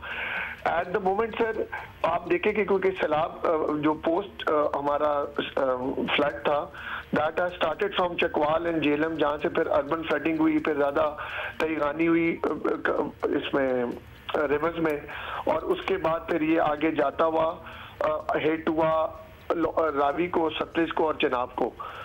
जो नॉर्थ एरियाज हैं they are very very badly affected. It's been 10 days, मैं अपने ऑफिस में नहीं जा सका, और पूरी टीम जिसमें मोहतरमा मरियम नवाज शरीफ साहिबा is at right in the front, और उनकी पूरी टीम, सारे वज़रा, they are available on the ground. जितना भी रिलीफ दिया जाए in shape of medical camp, CNW का डिपार्टमेंट हो, इरीगेशन का डिपार्टमेंट हो, और जितने भी डिपार्टमेंट्स हैं, रेस्क्यू 111, 2 अलॉन्ग विद द पाक फौज, एवरीबडी इज वर्किंग हार्ड कि हम लोगों को सेफ उनकी जगह पे पहुंचाएं। अगला सवाल आपने मुझसे किया था कनेक्टिविटी का। सर हमारी अल्हम्दुलिल्लाह अल्लाह का शुक्र है कि जितने भी हमारे जो मेन, हम जिसको आर्टिलियर रोड्स कहते हैं और कलेक्टर रोड्स जो पंजाब के हैं, दैट इज अबाउट अभी 1000+ किलोमीटर जो है अफेक्टेड हो गए हैं। ऑब्वियसली जब एक दफा वाटर रिसीट होगा तो उसके बाद पता चलेगा कि क्या डैमेजेस हैं। एट द मोमेंट जो हुकूमत की तरजीह ये है कि जो ब्रिजेस, जो कनेक्टिविटी दरमियान में टूट गई है, हम उनको आपस में जोड़ें, जिसके अंदर हम स्टील ब्रिजेस का, जिसके अंदर हम बोर्ड ब्रिजेस का, हमारी mechanical division, as of last night Gujrat के अंदर कनेक्टिविटी का बहुत ज़्यादा इशू था चनाब के वाटर की वजह से, तो हमने जो उसकी लखनवाल और उसके साथ साथ वाली जो आबादियाँ थी, फौरी तौर पर हमने तकरीबन सुबह 3 बजे तक उसकी कनेक्टिविटी को बहाल किया। इसी तरह ही तलवार पोस्ट जो लास्ट पोस्ट है पंजाब की, पाकिस्तान और इंडिया की, that is situated in district कसूर, वहाँ पे मैं मौजूद था, मेरे सेक्रेटरी साहब सुहेल अशरफ साहब मौजूद थे, और हम लोग वहाँ पे उस पूरे ऑपरेशन को we were there to look after. लेकिन पानी का बहाव इतना तेज था, जितने भी बंद बनाए जाते थे वो वहाँ से फौरी तौर पे हट दिए जाते थे। लेकिन हम लोग पूरी तरह we are trying our best कि जितनी भी कनेक्टिविटीज अक्रॉस पंजाब हैं, जितने भी ब्रिजेस हैं, जितने भी कल्वर्ट्स हैं, हम ज्यादा से ज्यादा उस कनेक्टिविटी को बहाल रखें, क्योंकि रिलीफ भी उसी के थ्रू होगा, रेस्क्यू भी उसी के थ्रू होगा। भरत साहब ये and you are very right, naturally connecting roads structure वो सारा होना चाहिए कि जब ये फ्लड्स जो हैं वो ख़त्म भी होना स्टार्ट हो जाएं तो फ़ौरन से काम शुरू हो जाए। उसके लिए कोई असर कर लिया है कि वो काम नंबर 1 कब स्टार्ट हो सकता है, वो कितना लार्ज स्केल पे, कितने मैसिव स्केल पे होगा, because we are not just talking about the roads, we are as you said talking about bridges as well. कोई भी चीज़ एक जगह से दूसरी चीज़ जगह को कनेक्ट करती हो जो कि ऑब्वियसली अंडर वाटर सबमर्ज हो गई है, टूट गई है, बह गई है, ये कुछ असेसमेंट हुई है कि कितना बड़ा इजाफी माली बोझ है जी, और ये कितने स्केल पे है, और माली पे तो हम आ ही जाएंगे, तो पहले तो ये डिसाइड हो कि ये कितना बड़ा है एरिया, या फिर रोड कोई आप लोगों को पता हो, असेसमेंट आप लोगों ने की हो? मैंने जिस तरह मैंने आपको पहले बताया कि जिस तरह आप ये देखें ना, जो तलागंग और ये चकवाल और झेलम को जो ब्रिज मिलाता था जिसका नाम है धुम्मन, अब उसकी जब ब्रीच हुई तो जब वहां से अब ये पानी का बहाव खत्म हुआ तो हमने ये कनेक्टिविटी पोस्ट फ्लड को बहाल किया। एट द मोमेंट अब ये देखिए कि जो हमारी जो तकरीबन जो कल्वेट्स और ब्रिजेस है that is in about hundreds now, ठीक है। अब वो साथ साथ उनकी बहाली भी चल रही है। अब जो शहराएं हैं that is about 1000 kilometre plus, जिसमें से हम तकरीबन 600 जो किलोमीटर है उनको बहाल कर चुके हैं। अब फील्ड फॉर्मेशन जो है that is available on the ground, लेकिन प्रॉब्लम ये है कि हम एक चीज को ठीक करते हैं और पीछे से पानी फिर आ जाता है। तो इट इज ऑल डिपेंडिंग कि मतलब when you are playing on the ground तो then you have to see कि how to go about it. अब जैसा रात को मैंने आपको बताया कि हम गुजरात में बांध बनाने की कोशिश की, लेकिन पानी का बहाव इतना ज्यादा था कि इतने बड़े बड़े पत्थर भी वहां पे सस्टेन नहीं कर सके। अब ये एक massive, this is not a small scale, this is a very massive scale. जब तक पानी का बहाव कम नहीं होगा, चीजें कम नहीं होंगी, उसके बाद ही इसकी एक प्रॉपर मैकेनिज्म के साथ, एक प्रॉपर फॉर्मेशन के साथ हम ऑलरेडी एक इसके ऊपर काम कर रहे हैं। मतलब we are already prepared, we have already doing the writing the damages, we are already। तो भरत साहब, जो आप कह रहे हैं कि जब आप ऑब्वियसली कुछ चीजें ठीक करने की कोशिश करते हैं, सड़कों की अगर हम बात कर लें तो वो पानी दोबारा आ जाता है, तो क्या टेम्परेरी तौर पे उनको थोड़ा सा ठीक किया जाता है? क्योंकि नेचुरली एक परमानेंट पक्का तो अभी तो नहीं कर पाएंगे, तो वो टेम्परेरी सूरत हाल में उनको ठीक किया जाता है और फिर वो ऑब्वियसली पानी आता है तो खराब हो जाती है। मैडम बात यही मैं आपको आगे बता रहा था कि फील्ड फॉर्मेशन और वहां पे ये मेरा और सीएम साहिबा का और हमारी पूरी टीम का मकसद जो CNW की है, जो ग्राउंड में अवेलेबल है, कि फौरी तौर पे हम देखें कि कितने लोग इकट्ठे हुए, उनको किस तरह कनेक्ट करना है। एट द राइट टाइम हम लोग एक प्रॉपर फॉर्मेशन के साथ वहां पे अगर पत्थर डालना है, मिट्टी डालनी है, हमने कोई वहां पे सैंड फिलिंग करनी है, जो भी हमारा तरीकेकार है, जो भी हमारा टेक्निकल स्टाफ हमें बताता है, उसके मुताबिक हम साथ साथ वो काम कर रहे हैं। हम irrigation department, agriculture department, CNW department, they are पूरी फील्ड फॉर्मेशन पंजाब के अंदर एक ही टीम है और वो टीम है मोहतरमा मरियम नवाज शरीफ साहिबा की। कनेक्टिविटी के अंदर हम लोग पूरी रात, मतलब it's not that we are sitting in the, मतलब तभी we are not sitting in the offices, मैं खुद ग्राउंड में मौजूद हूँ, मेरी पूरी फॉर्मेशन मौजूद है। गुजरात हम सुबह 4 बजे वहां से वापस आए, एक पूरे तरीके का से पूरे मैकेनिज्म के साथ एक पूरा बंद बनाया गया जिससे सिटीज को और अर्बन जो है वहां पे फ्लडिंग ना हो। तो इस तरीके से हम मौके के ऊपर खड़े होकर उसकी पूरी फॉर्मेशन के साथ और पूरी अंडरस्टैंडिंग के साथ साथ कनेक्टिविटी को बहाल करने की पूरी कोशिश कर रहे हैं। जिम्मेदारी और आप कह रहे हैं कि आप निभा रहे हैं। भरत साहब, एक और कनेक्टिविटी होती है, वो है टेलीफोन कनेक्टिविटी या डिजिटल कनेक्टिविटी। अब इन इलाकों से बाज़ शिकायत ये भी मिल रही थी, ज़ाहिर टावर्स हैं, बिजली की फरहमी नहीं होती, वो भी मुतासर हैं। हमारी कनेक्टिविटी ओवरऑल जो राबता है लोगों का, वो फ्लड अफेक्टेड एरियाज में भी क्या मुतासर हुआ है? आप अब्दुल्ला, ये बड़ी इंटरेस्टिंग बात है। उस बहाली के साथ साथ, क्योंकि मैंने आपको पहले बताया, अब हम लोग जो है मोहतरमा मरियम नवाज शरीफ साहिबा ने, क्योंकि दोबारा जिस तरह चिनाब के अंदर पानी आया तो काफी लोगों के साथ कनेक्शंस, क्योंकि ऑलरेडी लोगों के साथ कनेक्टेड थे लेकिन कनेक्ट नहीं हो सके, तो उसके लिए फिर हमने ड्रोन्स का इस्तेमाल किया। क्योंकि जो हमारी एडमिनिस्ट्रेशन थी वहां पे लोकल, दे वर अवेयर कि यहाँ पे पहले पानी आए, तो हमने कितने लोगों को उनके मकामात में से बाकी जो दरियाओं के बंद है, फॉर एग्जाम्पल चिनाब और सतलज स्पेसिफिकली, हमने कितने लोगों को रेस्क्यू किया, तो उन लोगों से दोबारा राब्ता नहीं हो रहा था। कई टेलीकॉम के इश्यूज थे, ऑब्वियसली जो रिवर बेड्स होते हैं, you are aware of that fact कि वहां पे PTCL की लाइन नहीं होती, because that is right next to the river obviously. तो मोबाइल के जो वहां पे नहीं थे, तो हमने ड्रोन के थ्रू अल्हम्दुलिल्लाह अबाउट 367 अक्रॉस पंजाब लोगों को हम लोगों ने रेस्क्यू किया उनकी क्योंकि उनके मोबाइल के सिग्नल्स नहीं आ रहे थे, तो उसके थ्रू 1112 की फील्ड फॉर्मेशन के साथ we have rescued them. Along that जो कनेक्टिविटी आपने टेलीकॉम कंपनीज के भी मैं यहाँ शुक्रिया अदा करूंगा, I have spoken few of them, और उनके स्टाफ ने बड़ी मेहनत के साथ और बड़ी लगन के साथ हुकूमत पंजाब का साथ दिया। So this is not about someone one person, this is about the team work, this is about everything. और सब के बाद में अल्लाह ताला का शुक्र अदा करूंगा कि जिस फॉर्मेशन और जिस मेहनत के साथ मोहतरमा मरियम नवाज शरीफ साहिबा ने अपनी पूरी टीम को, आप पूरा पंजाब में देखें आपको सिर्फ एक ही गवर्नमेंट और एक ही कैप्टन नजर आएगी और उसका नाम है मोहतरमा मरियम नवाज शरीफ साहिबा। अच्छा भरत साहब ये भी बताइएगा कि कनेक्टिविटी की चूंकि हम बात कर रहे हैं तो हमने काफी जगह रेलवे ट्रैक्स को भी अंडर वाटर देखा है। हमारे रेलवे ट्रैक्स की हालात वैसे ही थोड़े से क्वेश्चनेबल ही रहते हैं, लेकिन अब उनका पानी में सबमर्ज हो जाना, कुछ तो अब जरा बाहर निकल आए हैं, उनको भी कुछ बहाल करने का आप लोगों ने सोचा है? उस हवाले से के साथ आपका राब्ता है, क्या करना है उस हवाले से? ये पंजाब या सिंध या केपी के या बलूचिस्तान या गिलगित की बात नहीं है, ये पाकिस्तान की बात है। पाकिस्तान है तो हम सब हैं, तो ये बात मैं बिल्कुल भी नहीं बोलूंगा कि हमारी जुरिसडिक्शन नहीं बनती। बेशक वो रेलवेज हो, वो SNGPL हो, वो PTCL हो, ये पूरे पाकिस्तान के एक ही, और हम हर जगह communication and works department, Punjab हुकूमत, हमारे irrigation department, everybody is working together to facilitate them. Obviously कुछ टेक्निकल वजूहात की वजह से रेलवे का जब पानी वहां से अब्जर्व हो जाता है तो ऑब्वियसली दे कांट मूव, लेकिन जितनी कोशिश कितनी बहाली के साथ, जो पंपिंग के साथ, जिस तरीके से भी हम उनको फैसिलिटेट कर सकते हैं, वो इन लाइजॉन विद देम। हमारी जो कैप्टन है मोहतरमा मरियम नवाज शरीफ साहिबा, CM साहिबा की तरफ से स्ट्रिक्ट इंस्ट्रक्शंस हैं कि कोई भी वजीर, कोई भी फील्ड फॉर्मेशन का बंदा मुझे ये ना बताए कि मेरी जुरिसडिक्शन नहीं बनती। This is about Pakistan, we all have to work together, we all have to work as a team. कोई भी आपको किसी तरीके से फैसिलिटेशन मांगे तो आप सब डिपार्टमेंट, सिर्फ एक ही डिपार्टमेंट है, वो है पाकिस्तान। ठीक है, मलिक ज़ोहैर भरत साहब, बहुत शुक्रिया भरत साहब, वज़ीर तामीरात व मवासिलात पंजाब, शुक्रिया आपका। अच्छा जी, तो वो सारी असेसमेंट्स वगैरह तो साथ साथ चल रही हैं, लेकिन प्रॉपर रिकंस्ट्रक्टिव जो चीज़ें होंगी, सड़कें, ब्रिजेस वगैरह, that will take a little bit of time, इसलिए बिकॉज़ पानी अभी तक वहीं है। एक बहुत अहम टॉपिक, पाकिस्तान में सेहत के शोबे में बड़ी पेशरफ्त होने जा रही है। आलमी इदारे सेहत के ताउन से पाकिस्तान में पहली बार 1 करोड़ 30 लाख लड़कियों को सर्वाइकल कैंसर से बचाने के लिए वैक्सीनेशन प्रोग्राम शुरू किया जा रहा है।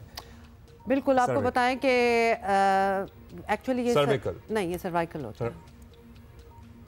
हमने तो सर्वाइकल कैंसर ही सुना है, तो हम जरा इसको ये कह देते हैं, डॉक्टर साहिबा से भी पूछ लेंगे कि एक्चुअली सर्विकल होता है या सर्वाइकल होता है। अच्छा, ये जो इस टाइप ऑफ कैंसर को ना खामोश कैंसर भी कहा जाता है, और इस कैंसर अगर पाकिस्तान की बात की जाए तो पाकिस्तान में ख़वातीन में तीसरा सबसे ज़्यादा पाया जाता है ये कैंसर।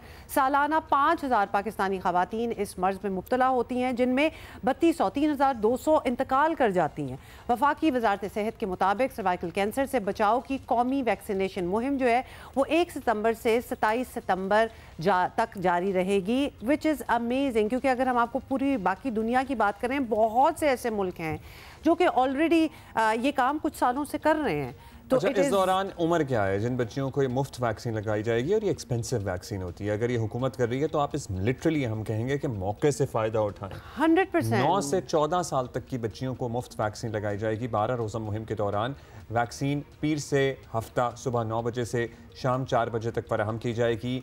मरहलावार इसका आगाज़ होगा। सिंध, इस्लामाबाद, पंजाब और आज़ाद कश्मीर से किया जा रहा है। इस्लामाबाद के मुख्तलिफ स्कूलों में 1,46,000 लड़कियों को वैक्सीन लगाने का हदफ मुकर्रर है। दूसरे मरहले में पख्तूनख्वा और तीसरे मरहले में गिलगित बल्तिस्तान में ये वैक्सीन लगाई जाएगी। अच्छा, कोई भी वैक्सीन की जब बात आती है ना, तो 600 सवाल हमारे जहन में आना शुरू हो जाते हैं। बिल्कुल जी, और वो सवालों का जवाब हमने लेना है। डॉक्टर साइमा खुर्शीद ज़ुबैर ने हमें ज्वाइन किया है, और वैसे तो डॉक्टर साहिबा आपसे हमने बहुत सी बातें करनी हैं, लेकिन लेट अस बिगिन विद इसी, आप समझा दें कि सर्वाइकल कैंसर जो है वो होता क्या है एग्जैक्टली, और पाकिस्तान में इसका कितना बड़ा ख़तरा है, बिकॉज जो फिगर्स हमने अभी बताए हैं दे आर बिग फिगर्स।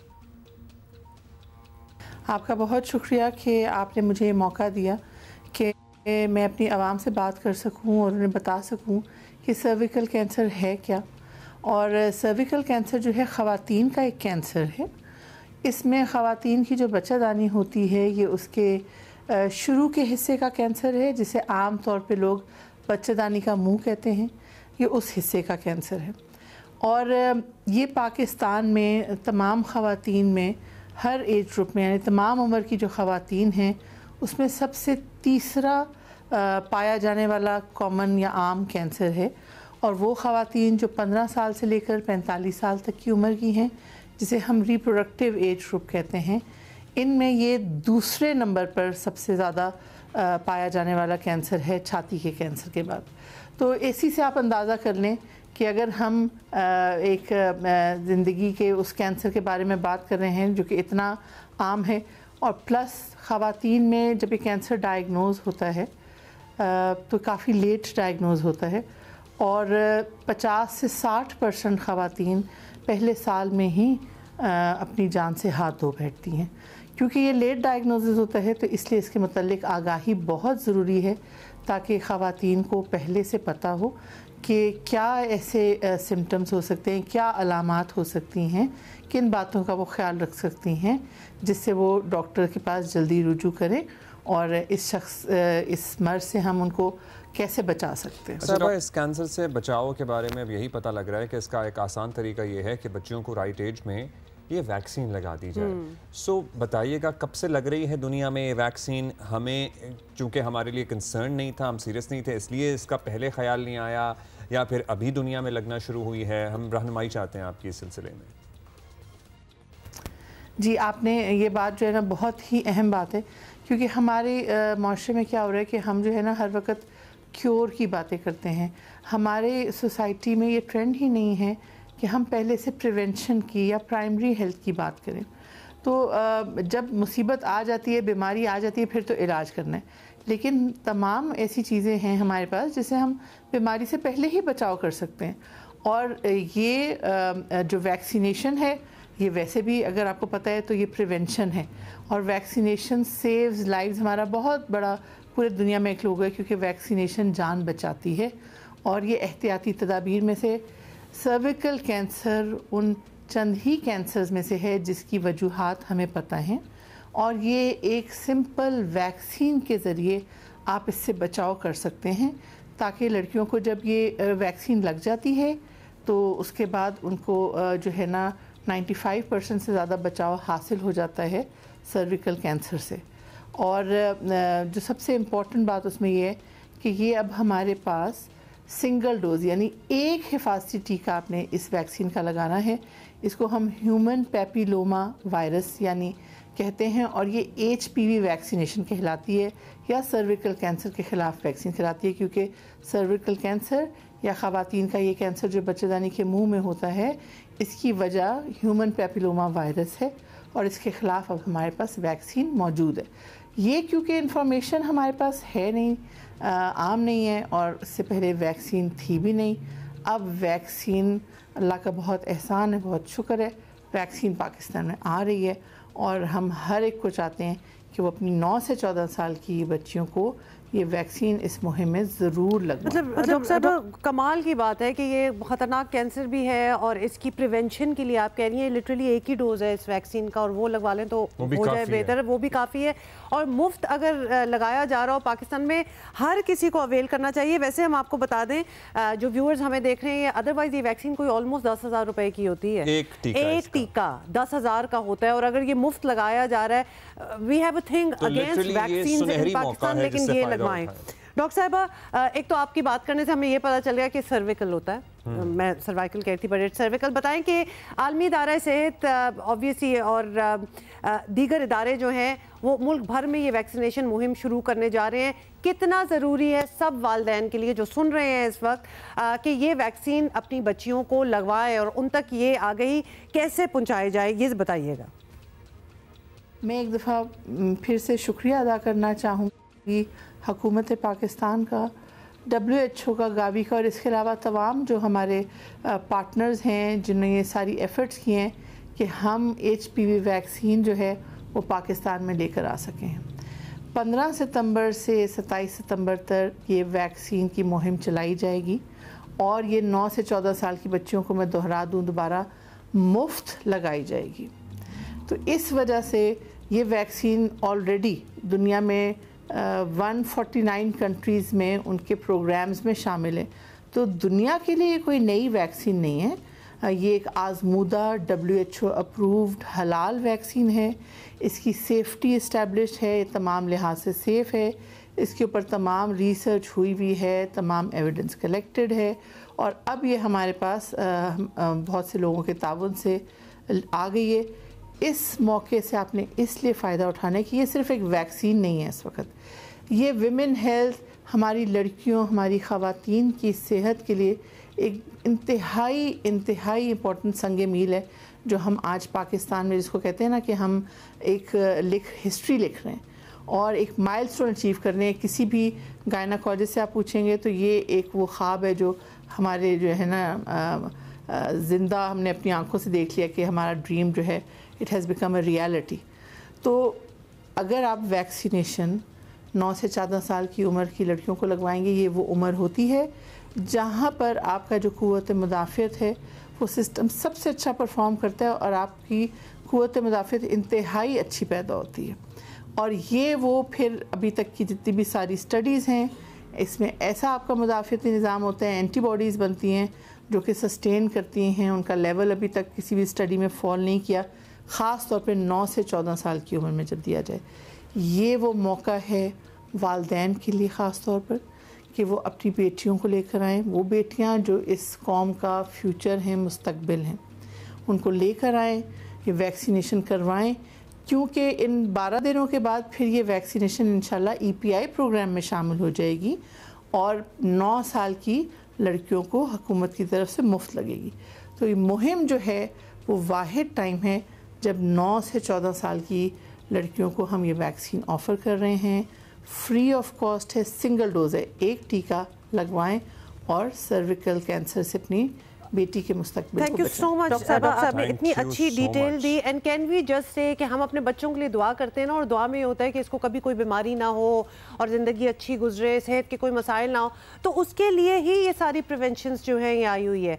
मतलब ये वैक्सीन जो एक दुनिया में चल रही थी, हम सुनते थे, वो ना सिर्फ पाकिस्तान में मुफ्त लगाई जा रही है बच्चियों को, आपको आगे ही भी दी जा रही है कि क्यों, तो ये एक दुआ तो आपकी उधर ही पूरी हो जाएगी। डॉक्टर साइमा ने जिस तरह समझाया, मेरा ख्याल है हमारे समझाने की ज़रूरत रही नहीं है, क्योंकि वो कह रही हैं कि हम being a medical professional, she is a very learned doctor, कि ये हमारे लिए ख्वाब था जो पूरा हुआ है। लिटरली ये ख्वाब जैसा था जो पूरा हुआ है कि अब ये वैक्सीन इस तरह से पाकिस्तान में अवेलेबल है, जिसका अदरवाइज एक टीका 10,000 रुपए का होता है। और वो पेरेंट्स जिनको obviously questions and why not, you should question, लेकिन जब आप क्वेश्चन करें और जवाब मिल रहा हो तो उसको अंडरस्टैंड करें, उसकी इंपॉर्टेंस एज वेल। तो लिहाजा वो सारी क्वेरीज जो थी वो तो होपफुली क्लियर हो गई होंगी। तो लिहाजा जब आपके घर आए, स्कूलों में बच्चियों को ये वैक्सीन लगे तो प्लीज़ टेक इट। मतलब ये लिटरली ये एक तोहफा समझे हैं आपके लिए है, बच्चियों के लिए, इट्स वेरी इंपॉर्टेंट। अभी जी एक ब्रेक लेते हैं। यस, लेते हैं ब्रेक। Good morning.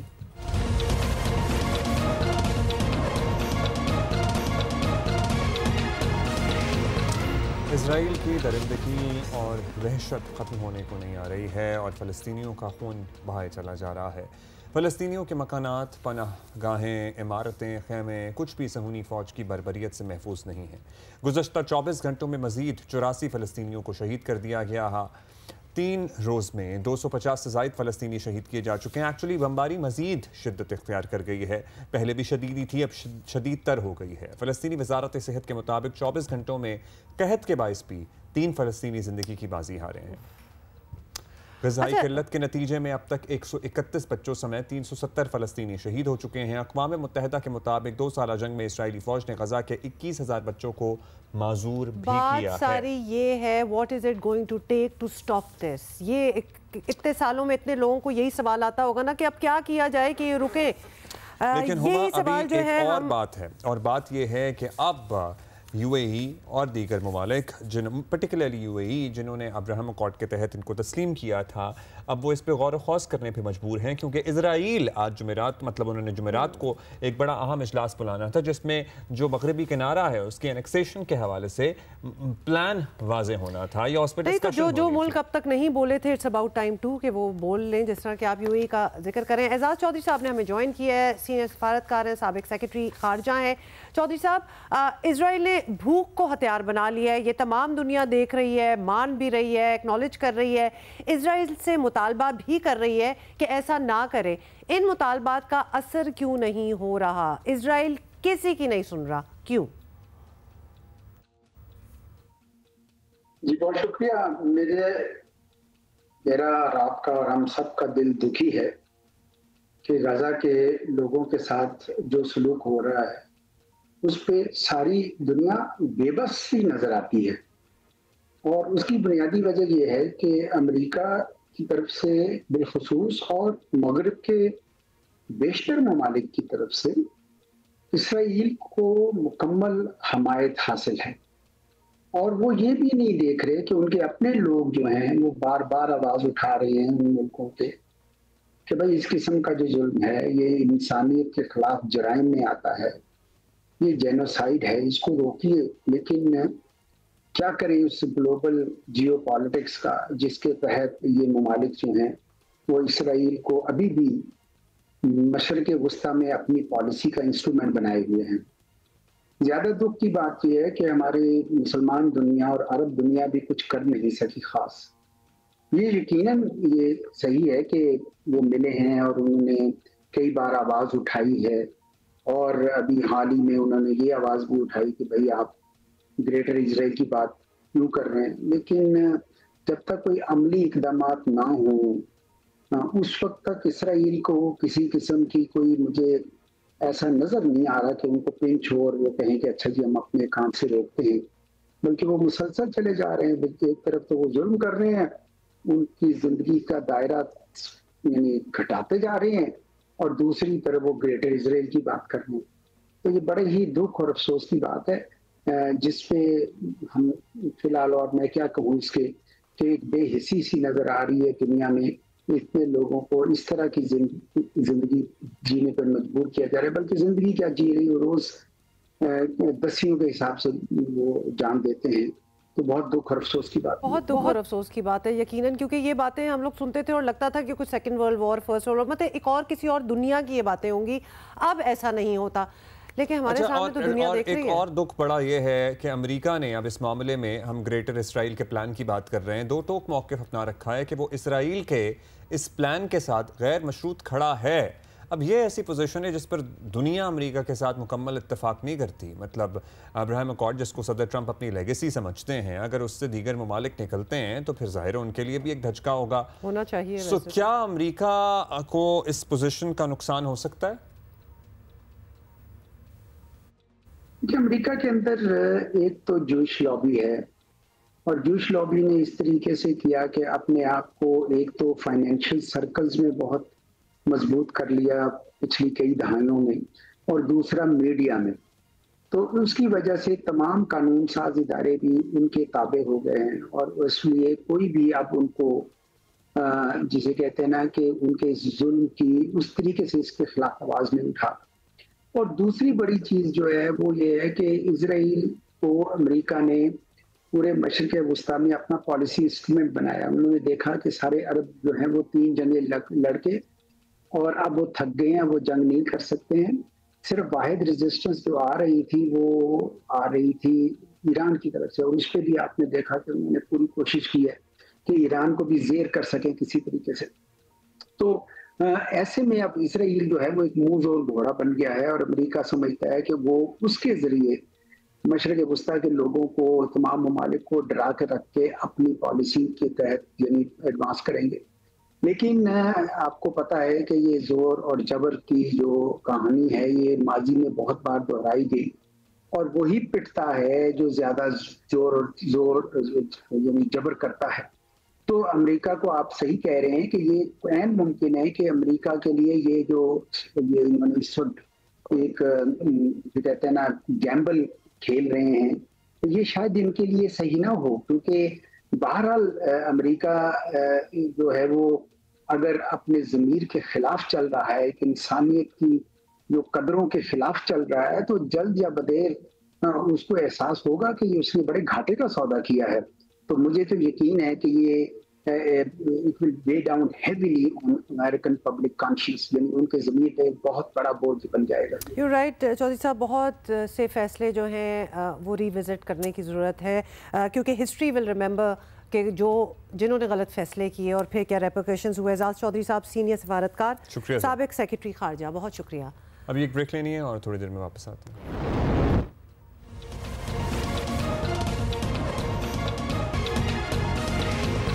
अच्छा जी, एक तरफ तो ऑब्वियसली हम आपको पंजाब का बता रहे हैं कि सैलाब की तबाहकारियाँ जारी हैं वहाँ, और अब सैलाब सिंध के सर पर पहुँच गया है। और ऐसे में महकमा मौसमियात ने कराची समेत सिंध में 7 से 11 सितंबर तक बारिशों की पेशगोई की है। तो फोरकास्ट आ गई है बारिश की, ख़ास तौर पर कराची में अर्बन फ्लडिंग का खदशा भी है जाहिर किया है। और कराची वालों को भी 2 हफ्ते पहले याद ही होगा कि एक दिन की बारिश ने क्या तबाही मचाई थी। इधर अर्बन फ्लडिंग भी हो गई थी, मतलब कि लोगों ने जो सफ़र किया था। तो अब इंतज़ामिया को चाहिए कि वो कुछ बेहतर जो है एटलीस्ट ट्रैवल जो रूट्स हैं, इंतज़ामात हैं ट्रैफिक के लिए, उनको ज़रा बेहतर बना लें, क्योंकि अब फोरकास्ट तो आ गई है। हाँ, जो हमारी मेन आर्टरीज़ हैं जो चोक हुई थी उनके लिए आई होप के बेहतर होगा। अच्छा, सिंध के बाकी अजला के हवाले से भी बात करेंगे। अंजुम नज़ीर पहले वहीं से स्टार्ट कर लेते हैं, डिप्टी डायरेक्टर हैं पाकिस्तान मेट्रोलॉजिकल डिपार्टमेंट के। बहुत शुक्रिया अंजुम साहब। अंजुम साहब, बताइएगा, इससे पहले वाले वीकेंड पे भी फोरकास्ट थी कराची में बारिश होने की, लेकिन अच्छा ये नहीं हुई। बाकी मुल्क में ज़ाहिर है हम तबाही देख रहे हैं। अभी बताइएगा, ये जो स्पेल बताया जा रहा है ये कितना शदीद है और कितने इम्कानात हैं इसके? सबसे पहले तो ये हमें पता होना। जी अब्दुल्ला, बहुत शुक्रिया। यहाँ पे ये मैं बताता चलूँ कि पिछले वीक की जो आप फोरकास्ट की बात कर रहे हैं, that was not given by PMD. PMD की तरफ से कोई फोरकास्ट नहीं थी लास्ट वीक के लिए। ऑल्दो के जो आने वाला स्पेल है ये काफ़ी स्ट्रॉन्ग है। इस वक्त लो प्रेशर एरिया जो है वो वेस्ट मध्य प्रदेश और उससे एडजॉइनिंग राजस्थान पर मौजूद है, जिसका इस बात का इम्पैक्ट तवक्को है कि वो कल से जो है वो सिंध के मशरकी इलाकों को मुतासर करना शुरू करेगा।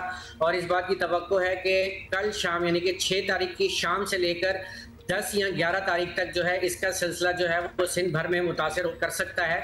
ज़्यादा जो इसका इम्पैक्ट है वो southern half of the Sindh पर होगा, यानी कि थरपारकर, उमरकोट, मीरपुर खास, सांगड़, शहीद बेनज़ीराबाद, हैदराबाद, टंडो मोहम्मद खान, टंडो अलायार, ठट्ठा, सुजावल, बदीन और कराची, जामशोरो और दादू, इन इलाकों में जो है वो वक्फे से मौसलाधार और चंद मुकामात पर शदीद मौसलाधार बारिश के भी इम्कानात मौजूद हैं।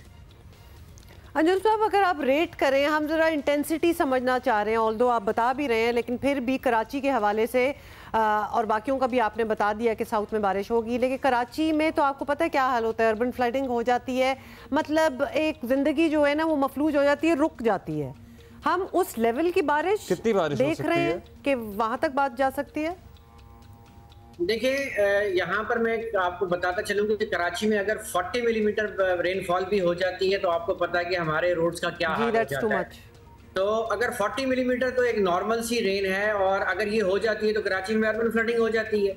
और ऑल्दो के जो सिस्टम है ये 40 से ज़्यादा वाला है, यानी कि एक्सपेक्टेड यही है कि कुछ अच्छी बारिश हो जाएगी कराची में भी, लेकिन कराची से ज़्यादा जो इसका एम्फेसिस होगा वो बाकी सिंध के अजला में ज़्यादा होगा।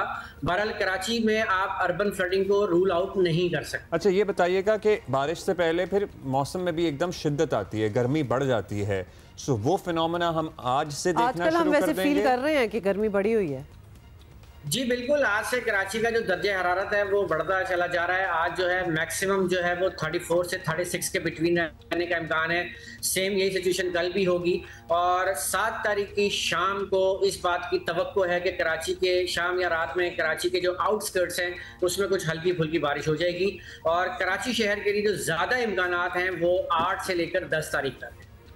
अच्छा, अब सिंध में आपको पता है हम गुड्डू पे पानी का इंतज़ार कर रहे हैं, फिर सखर, फिर कोटरी, पंजनत तक पानी पहुंच जाएगा सुबह तक। तो ये जहां जहां से पानी ने गुजरना है इन अजला में बताइए, क्योंकि अगर पानी का प्रेशर ज़्यादा होगा दरियाओं में और इन बराजेस पे, और ऊपर से बारिश भी हो रही होगी, सो वो क्रिटिकल हो जाता है बड़ा।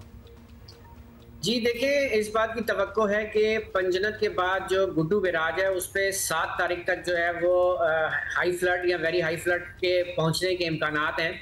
तो इस दौरान ऑफ कोर्स जो बारिश का सिलसिला है वो सिंध को मुतासिर कर रहा होगा, लेकिन यहाँ मैं आपको बताता चलूँ कि इसका जो इम्पैक्ट है, ज़्यादा जो रेनफॉल है वो सदरन साइड्स पर ज़्यादा है, जबकि नादरन जो आपका सिंध है वहाँ पर भी रेनफॉल है, मॉडरेट लेवल की रेनफॉल तो ऑलमोस्ट अपर सिंध के तमाम डिस्ट्रिक्ट्स में है, लेकिन यहाँ पर आइसोलेटेड हैवी फॉल्स भी हो सकता है।